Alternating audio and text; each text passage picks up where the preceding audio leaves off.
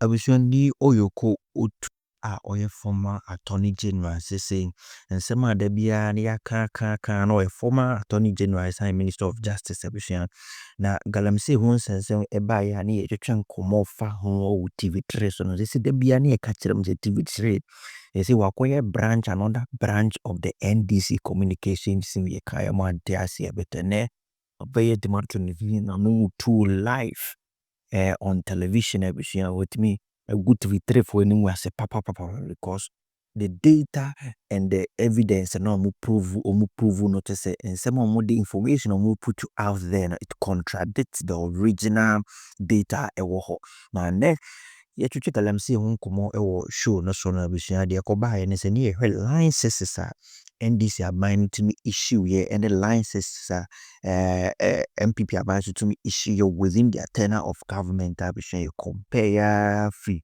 2012 by John Dramani Mahama time BBC 2016 no free aban from 2017 down to 2024 I say ometimi to abana NPP abana a free son on abusian komoto chene koso na a former attorney general was trying to make a point to say anema na data na NDC host to not say is the one is the officially in friend NDC host because it's a name some no can it's a name some no can it said he's defending the fact to say MPP are a mistake so issue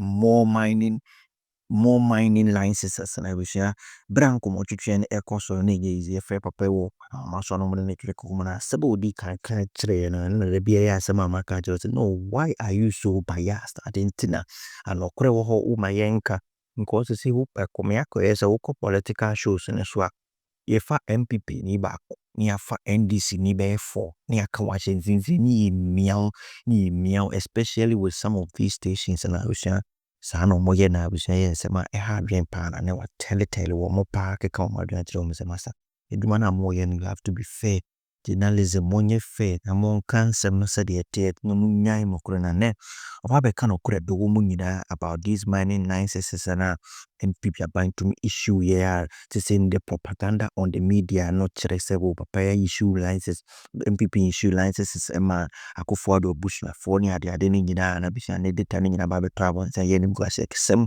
te sepa TV3 as a media house na yenku ne ngote ba bia komoto hwe ne start free the wura na wache wa document section asem. The data shows that since 2017 over 2,000 mining and related licenses have been released. In addition to that, when you're talking about data in terms of time, it says in February 2017 to December 2018, only 7 licenses issued in 2017 and none in 2018. Now, after the ban was lifted, the number of licenses small-scale miners increased with over 900 licenses awarded by December 2018. Why did we have to place a ban? What was happening before a ban was placed? The question is about the licenses, not the ban. I'm asking you, why was a ban placed? Didn't you situate it within that? That was after the ban was lifted, that more licenses were given. And I'm asking you, didn't we have a problem that we were solving by placing a ban? Yes, there was a problem. And I'm saying, why are we talking about this escalation business when we have a bad situation, then we went to West and the West? No, so that... It's already bad. There was something wrong. The waters are turned brownish and poisonous already. So the import of the question is, knowing that it was already bad, did we have to issue more licenses for illegal mining to go on? This is the thing that you do here which creates problems for TV3. You see, you are now behaving as if you have taken a position that by all means there was an escalation during the time of the Mr. Ikwelti, that's not the point. That's why I'm coming out clearly to tell you that when you do these things, that is when you create problems for yourself. That is not the point. We have argued, he has brought his point, I have answered him. You have taken it back and you are insisting that the escalation took place. I'm telling you, bad West. There was something the matter already which was happening in this country. And you cannot run away from that. That it is true. That is a that fact. there was galamsey. Why are you interested in insisting that it got bad only during the time of NDC? That is not the point. What will you gain by doing that? That is not the point. How are we going to fight galamsey? If you would kindly hear me out. That we tell you, stop it if you want us to come and be part of your program. Mr. Equality, if you would kindly hear me out, the point is not to, I think we've moved on from the bit about escalation. I was only saying. You have gone back to say the same thing, to show the number of licenses that were given. I was only giving you data. After the ban was lifted, who imposed the ban? Who imposed the ban? It was the what was the then. ban for? Was it not MPP who was doing that? It was to deal with the problem. Let us discuss this matter and stop this escalation business. I would move on, but the point I'm trying to make is that I wasn't insisting on escalation of the case. I was only giving you data based on what I said earlier, although we have moved on. But I want Sayuko to, because Mr. Tsikata really is talking about how the situation worsened, for instance, in the last 8 years. And you bear witness to that LI 2462, which actually permitted mining in forest reserves, worsening the country's case. Well, I wouldn't say worsening. This thing has been going on for some time. And we are all aware of the menace. Before I left this country in 2017 to take up my post, I knew that we were fighting with galamsey. And in 2017, when we took over, there was this attempt at getting people to shift to do something, some other things like going into palm plantation and the rest. You know, the water bodies had already, gone bad. And it was the talk of, it was a talk on the lips of everybody. We were all talking about galamsey. If you situate it within the last 8 years, you create problems for yourself, because this thing had been ongoing for some time, and then it makes the thing looks a little more like NDC MPP matter. But this is a matter that we say affects everybody, and we should do all we can to put a stop to it. So I wouldn't say that it worsened just because during that time it ought not have started at all. And we knew of small-scale mining many years back in Akwitia and the rest. So who gave them that audacity to go into, water bodies and now start doing their whatever crude refineries in the water? Were there not people weren't people doing some kind of small-scale mining many years back? So the point about it being worsened is how many licenses were issued within that period as compared to previously? Does it matter? It does, because a lot of people get into the forest and other places. Have 10 licenses or 20 licenses, what they are doing there is wrong. So why was it that during their time, before 2017, why did we have galamsey? If what we are saying is the position, why did we have galamsey? We had it. It shouldn't be there, but it was there. That is what we want to look at. We must stop it, find a way of stopping it. That is all. I'll come back. How do we combine action with the law to ensure that we deal with the problem as we should? Well, clearly, you know it's a political will. People were talking plenty during the campaign. They were campaigning in prose only to come and rule in poetry. And they've now been giving us reasons why certain things ought not to be done. I followed them closely, and I was satisfied that they had no plans to fight galamsey.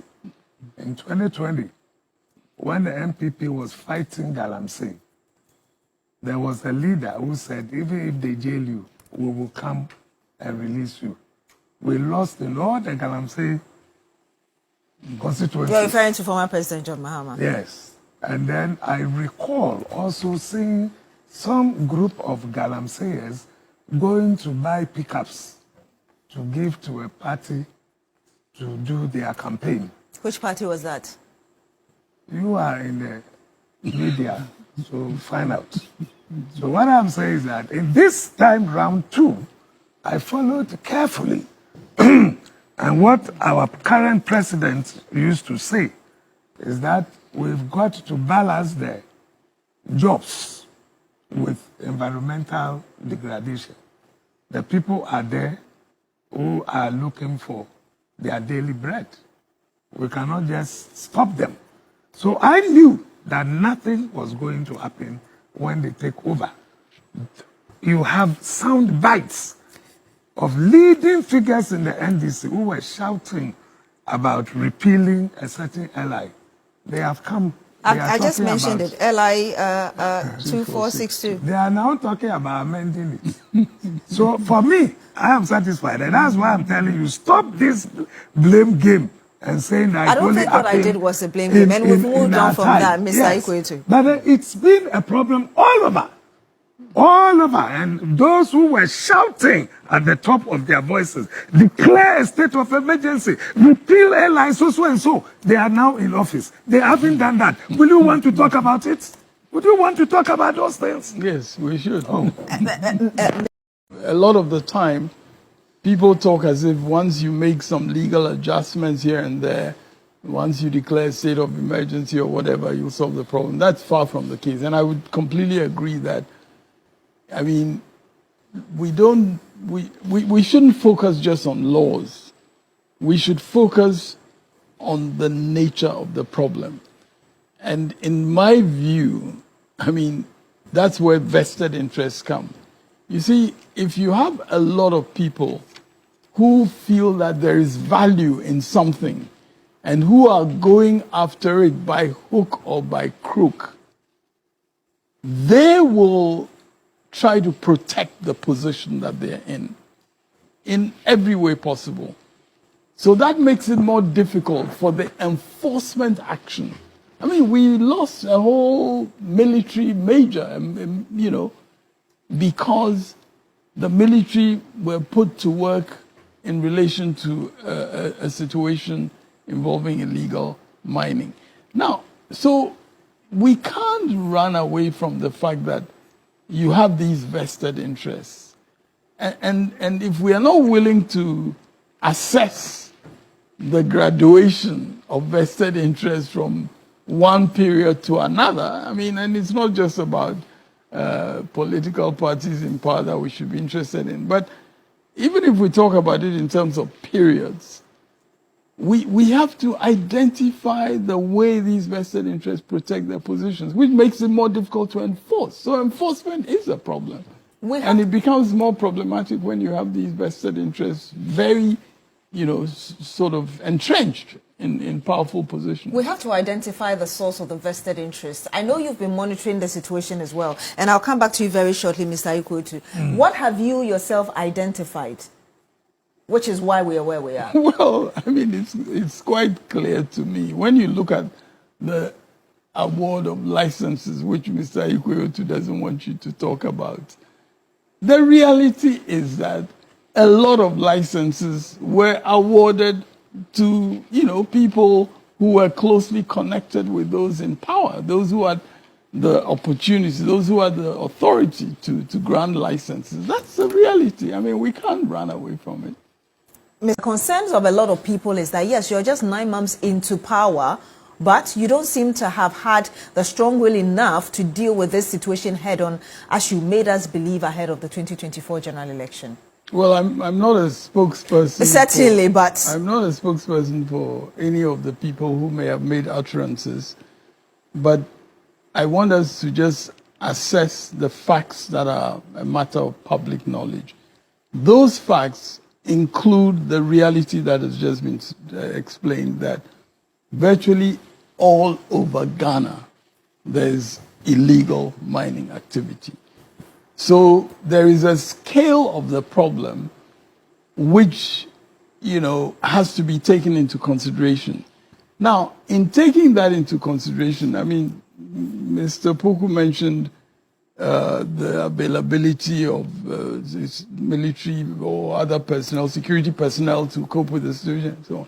But you see, I think that is looking at it too narrowly from the perspective of just enforcement action, because something of this nature can't be dealt with by just deploying troops or by just, and that's why in my mind, if you just started, it would be the easiest thing for the president to say, I'm declaring a state of emergency because of Galamsey.